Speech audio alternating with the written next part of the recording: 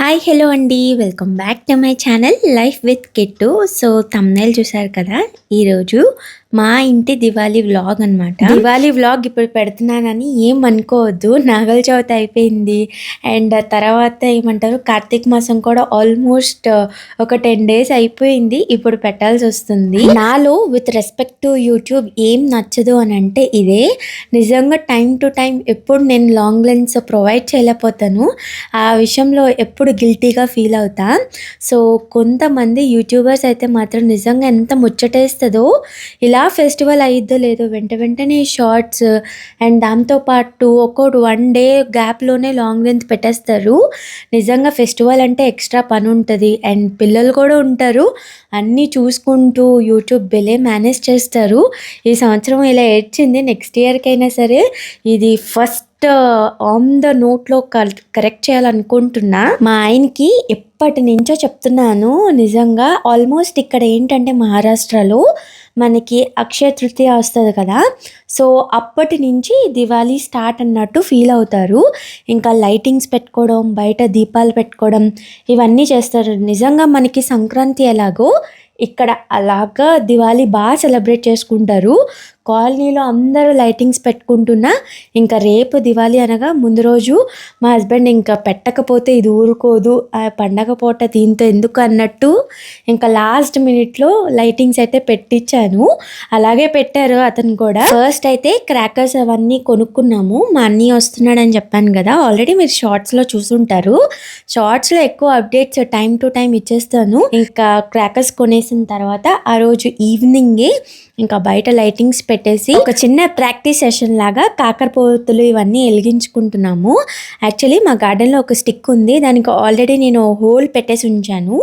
So మనము కాకరపోతు ఉంటుంది కదా, అది గుచ్చేస్తే కొంచెం లాంగ్ డిస్టెన్స్ అవుతుంది చేతికి, వెంటనే అవి తగిలినట్టు కూడా అనిపించదు. సో ఫస్ట్ డైరెక్ట్గా ఇవ్వడానికి ట్రై చేశాను కానీ యుక్తిగా అస్సలు ఒప్పుకోలేదు. ఇంకా ఈ స్టిక్ అంటే కొంచెం బాగా అనిపిస్తుంది. సో అది పట్టుకొని ఫస్ట్ వీడియో తీస్తున్నప్పుడు వెంటనే మా హస్బెండ్కి జెట్ స్పీడ్లో వెళ్ళిపోయింది. నేనైతే ఎంత నవ్వుకున్నానో లిటరల్లీ. మా హస్బెండ్ అయితే కింద పడిపోయారు అనమాట.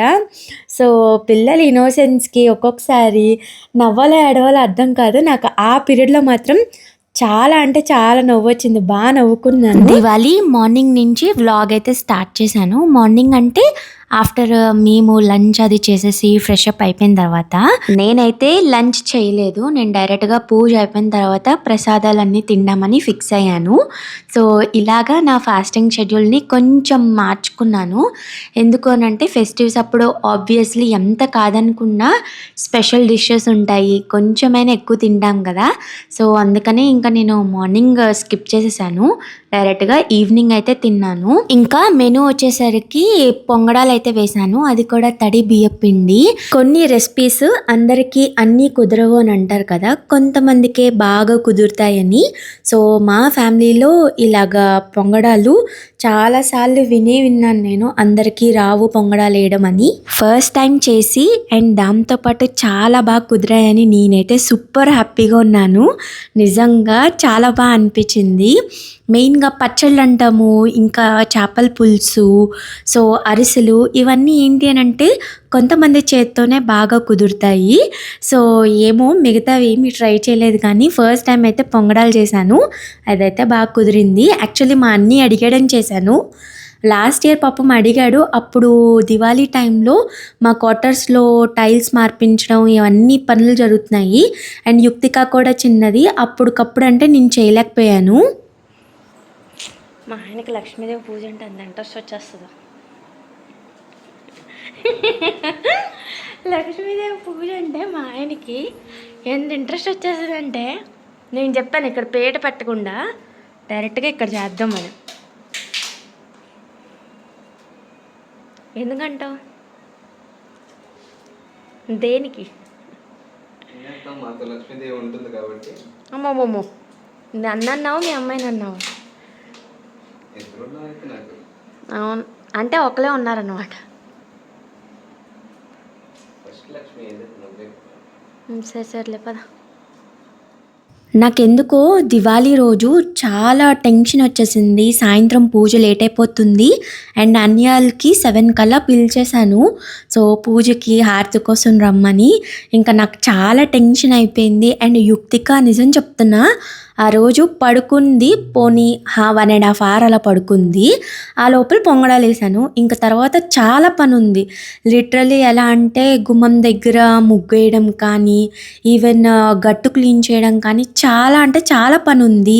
ఇంకా పూజ దగ్గర అయితే మా హస్బెండ్ చూసుకున్నాడు. మా అన్నయ్య అయితే దండలకి పూలు గుచ్చడము ఇవన్నీ చేశాడు.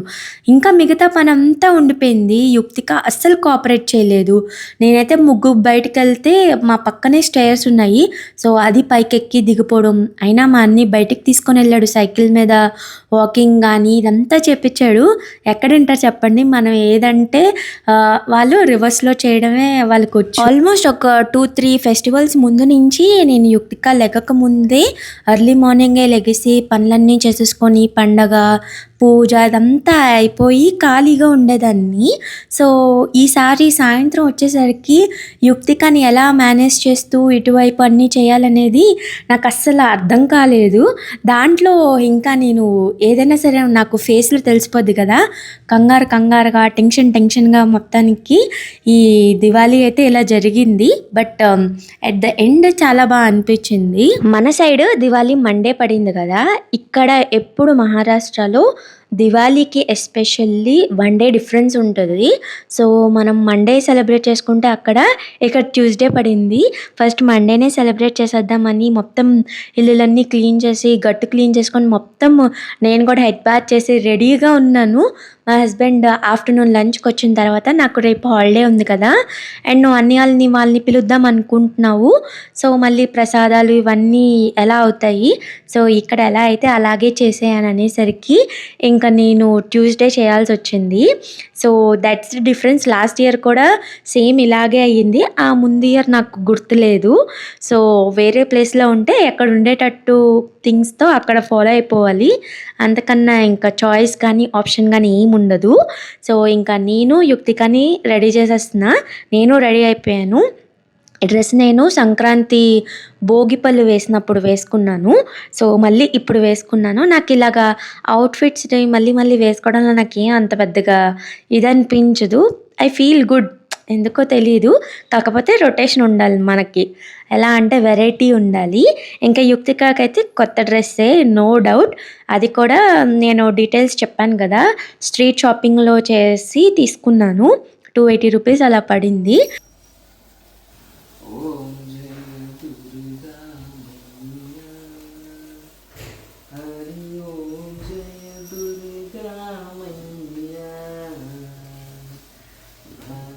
ఈ వీడియో స్టార్టింగ్లో చెప్దాం అనుకున్నా, మర్చిపోయా. దట్ గ్రీన్ డ్రెస్ నేను వేసుకున్నాను కదా, అది చుడిదార్ నేను కుట్టించుకున్నాను. ఎప్పుడు అనంటే యుక్తిక 5 months అప్పుడు ఉన్నప్పుడు. సో అప్పుడు మెజర్మెంట్స్తో కుట్టించుకున్నా. కొన్ని రోజులు నాకు పట్టింది, తర్వాత ఇంకా పట్టడం మానేసింది.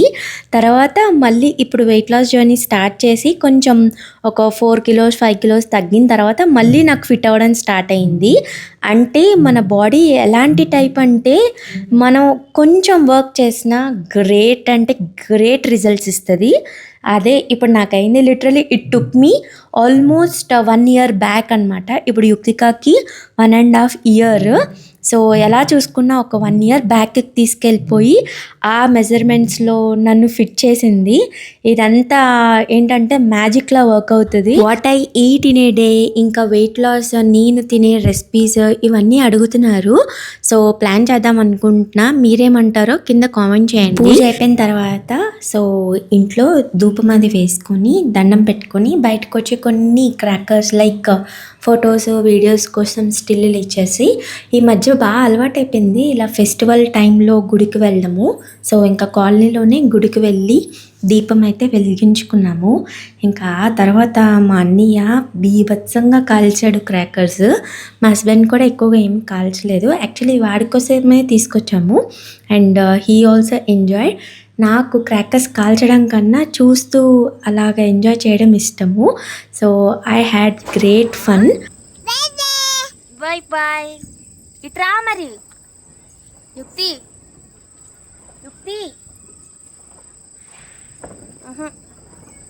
ఇట్రా. హాయ్ చెప్పు. హాయ్. ఫ్లయింగ్ కిస్ ఇవ్వు. మీరు ఎలా సెలబ్రేట్ చేసుకున్నారు కామెంట్ చేయండి. ఇది మా దివాళీ. నెక్స్ట్ మేము దివాళీ తర్వాత షిరిడి వెళ్ళాము. ఆ వ్లాగ్ అనేది పోస్ట్ చేస్తాను. సో వీడియో నచ్చింది అనుకుంటున్నా. నచ్చితే సబ్స్క్రైబ్ చేసుకోండి. బాయ్.